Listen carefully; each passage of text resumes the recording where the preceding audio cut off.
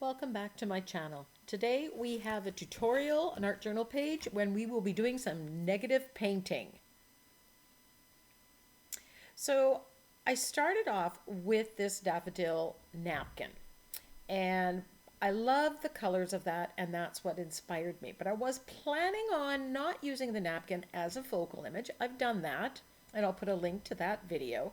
I just wanted to use this as a jump start to my color story, where these just become a layer in the art journal page. So I'm just gluing these down after I take off the excess plies down with my fluid matte medium. And that one, I've actually flipped it so I get the other angle. I just want kind of a swoop of these daffodils and those colors. Now, I was so tempted to use those daffodils as a focal image, but I decided let's go for broke, and I'm going to do some stamping on top of it, adding the next layer. And I know some of you are just screaming and saying, don't do it. It was such a beautiful focal image. But you know what? When you've got more than one napkins and lots of images, you can experiment and play, and that's definitely what I'm doing here. I'm adding some stamping, thinking that some of this is going to show through. Now, you saw where the page goes, so you know there will be no daffodils showing and none of this stamping will show, but I kept it in because this is the art journaling process. Sometimes you start out in one direction and you end up going in a completely different direction as the page dictates. So I went through my file folders and I pulled out some yellow, orange, and pink. Those were the colors that were inspiring me. This is on the yellow orange one here is on deli paper, and the pink is on tissue paper. And by far I prefer using the tissue paper. It seems to collage better and easier. The deli paper seems to fight. So I'm just ripping these and randomly placing them over top. Because it's tissue and deli, you can still see the patterns and the stamping coming through from what's behind it. And I'm absolutely loving the colors of these papers that I'm putting on here. Of course, that's what inspired me. And again, if you've seen the finished page, you'll know I end up in a very different place. But I will be revisiting this yellow, orange, and this pink color scheme here with these swoops. I really, really love, and I'm kind of mourning the loss of it because of where this page ended up. But I learned something, and I can now go back and duplicate and use those colors. I've got lots of other gel prints and collage papers in my stash. So I keep adding more because I'm loving the look here.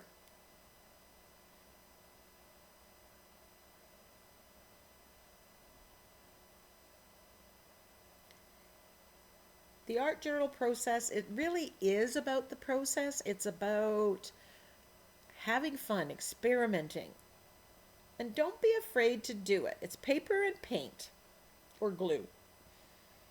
So I grabbed this Tulip Hexagon stencil and some Crafters Workshop modeling paste, and I am putting it through because I'm feeling very springy. So this Tulip Hexagon, I love the look of it.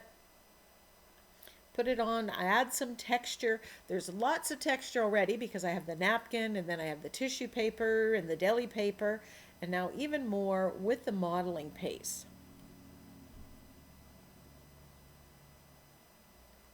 And I'm putting it in 3 different sections, and then I'll be cleaning my stencil. You really want to clean it ASAP whenever you've used modeling paste or gesso on a stencil. Paint, I often leave paint on there. I love this page right now. And then I grab turquoise and I add it, and I don't mind the turquoise. It really works well with this. But this was the beginning of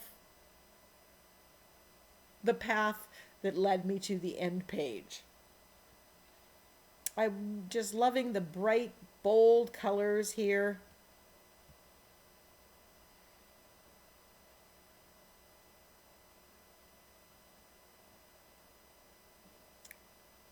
People ask, when do you know when to stop? Sometimes you don't. Sometimes you go too far and then you end up taking a different path.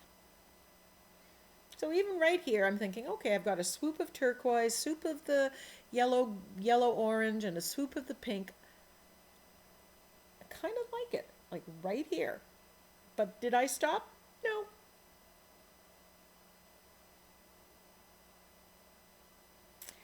I decided to add, I think this is Prussian blue or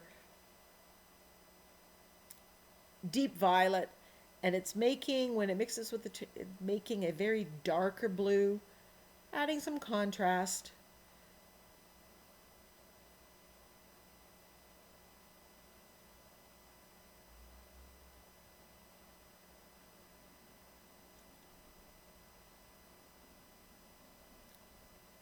And I just keep going. At this stage, it's like, okay, I'm really sad that I lost the pink and the yellow gold, yellow orange. But I have a plan for this. So I'm going bright and bold and lots of pattern, because I've decided at this right here that I am going to do another page that I've had planned. And this is the page right in front of me. Now I had got removed too much yellow, so I'm adding some white gesso, and then I'm going to put yellow on top of it so that it is seen. I just want it more yellow on here because I'm going bright and bold and patterned. And we're going to do some negative painting.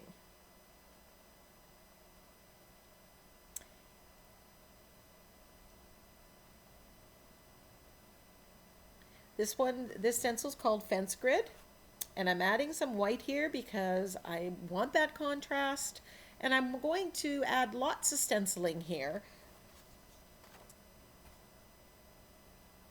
because I know where I'm going.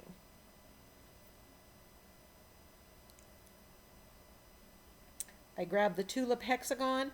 Now you can't see the texture, and I don't really bring out the texture, but in real life you can.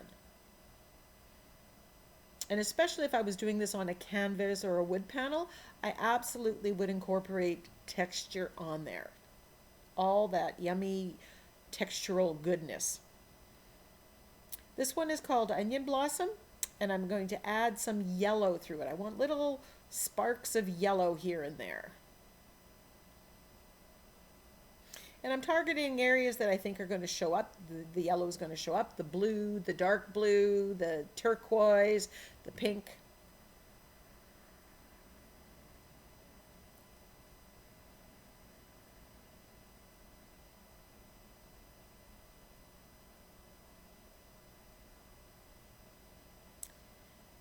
This stencil is called Screen View, one of my favorites, and I'm using white here. I love this stencil. It just works so well on so many projects, and I like the different scales of stencils that I've used. That's giving some variation as well and interest to my page. Now, when you have a busy background, doing the negative painting technique is really good. So I cut out these Easter egg templates, arrange them on here, and then I'm tracing them out with a black Inktense pencil. Inktense because when that's activated, it will be permanent. I don't want smudging.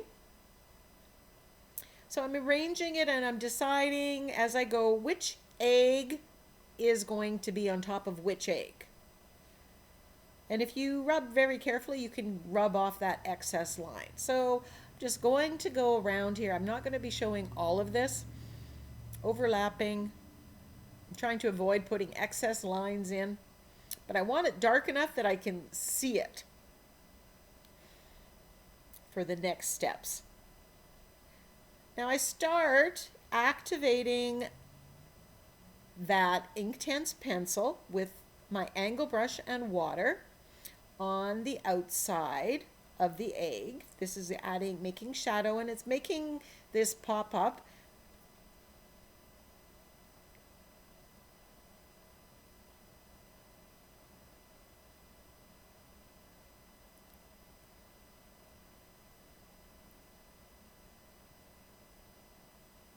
And then I decide I want to do the negative painting.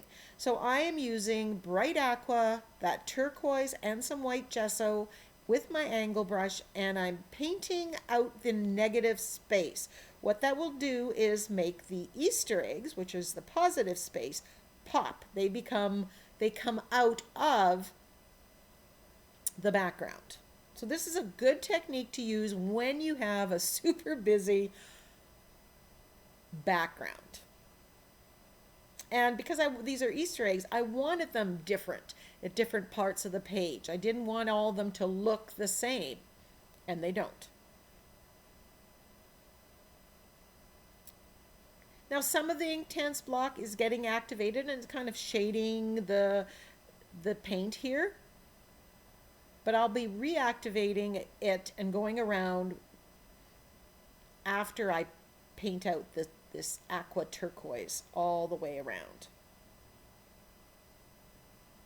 And you can see that angle brush really works well to get in the corners and everything. Now as I'm looking at this, I'm thinking, oh, I could have put the background, I could have done the quinacridone magenta or that and the orange, and I think that would have made a very different look. I'm going to add it to my book of things to try next time.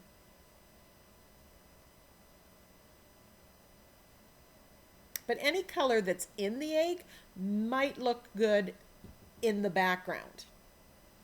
So now that all the teal aqua is done, I am activating the Inktense block or pencil on the outside of the egg. This is giving shadows to the egg, but I'll do more shading with acrylic paint as well.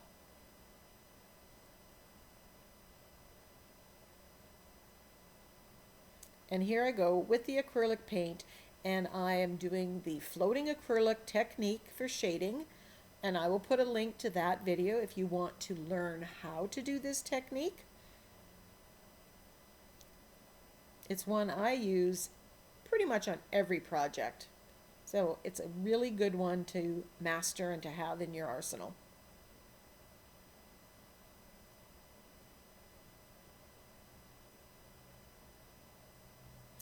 Adding this black shading around them makes it pop.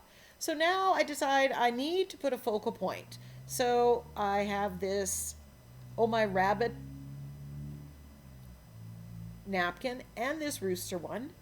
And I'm unsure. I cut both of them out and I'm unsure which one. I'm thinking both of them would work. And I make the saying, let the hunt begin. So the rooster could be crowing that. And it kind of goes with the eggs, chickens in the eggs, and the rabbit would as well. Now I chose a font that was really bold because I wanted it to stand up against this very colorful background. Right now I am peeling off the excess plies from the rabbit and the rooster, and I'm gluing them down with my fluid matte medium onto just copy paper. This is because whichever focal image I decide to use, I'm going to be gluing it down onto that very colorful pattern background, and I don't want to see that coming through the napkin. So I'm putting the copy paper down. So once I glue them down and it's dry, I'm going to cut them out. And then audition both of them on the page to see which one I like better.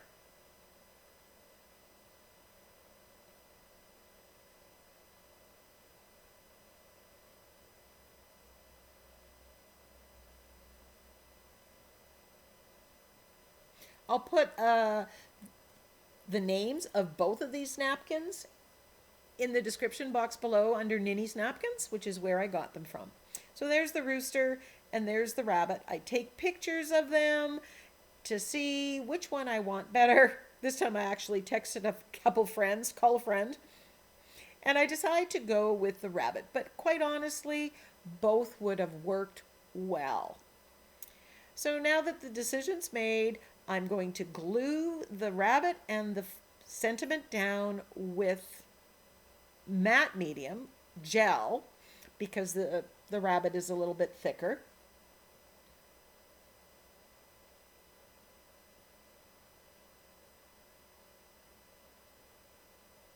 Of course, I need to play around with the orientation of the fonts, or the sentiment.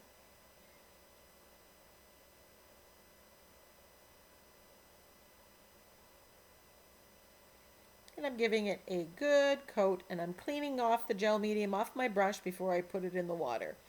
So I want to bring out the rabbit against this very colorful background, so I'm using some of the acrylic paint and I'm shading around it to give it some shadow.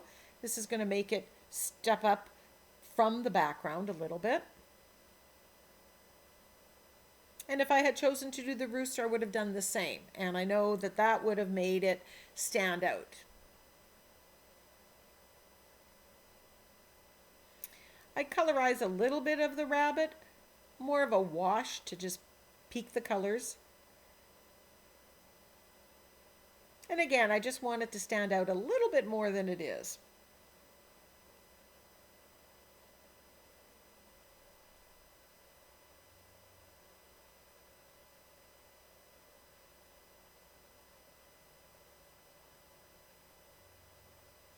I love the napkin that this Oh My Rabbit napkin, and in all likelihood I will be doing another page or card with it. Speaking of which, you can make these, do this on a card. Just scale the size of the eggs down. And then if you have a napkin that has a rabbit that's smaller or something else, another focal image, or skip the focal image, this would make a lovely card as well. Or canvas.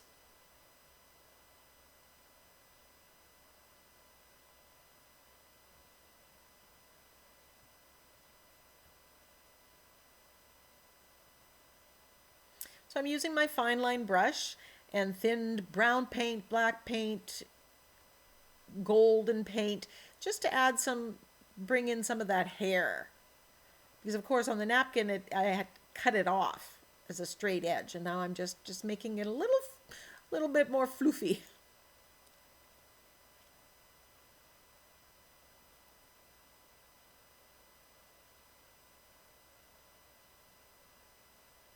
Now I'm adding a little bit of highlights on the ears, just again to make it stand out.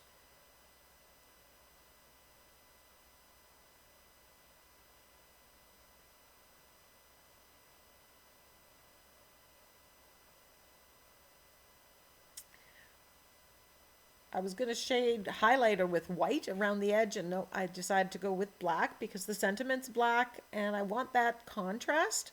So I'm just edging the page here.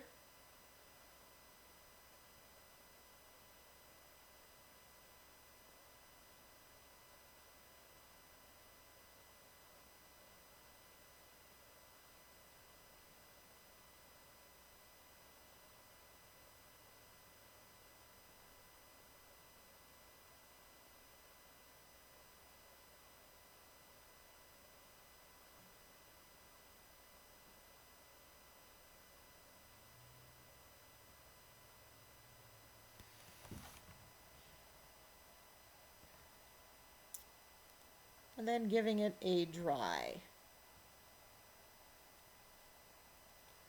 Now I wanted to bring out the eggs a little more, so I am going to highlight with white on the inside of the egg. The dark I went on the outside of the egg, and now I'm doing it on the inside of the egg. And you can see how this is really brightening the page and really make these eggs and those bold colors pop. And I'm doing all of this with the floating acrylic shading, highlighting technique. And you can see the ones that I did on the left side of the rabbit compared to the ones on the right side, the difference that highlighting makes.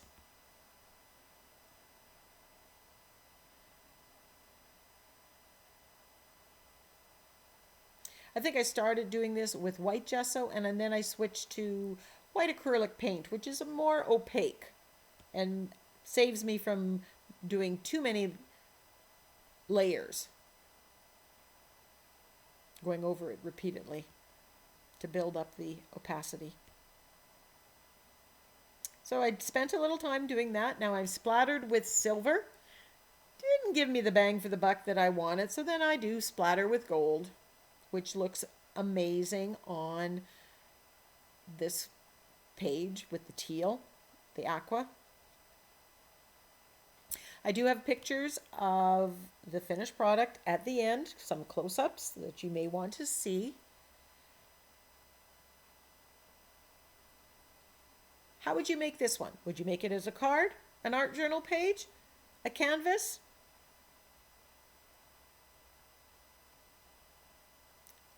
Put your answer in the comment section.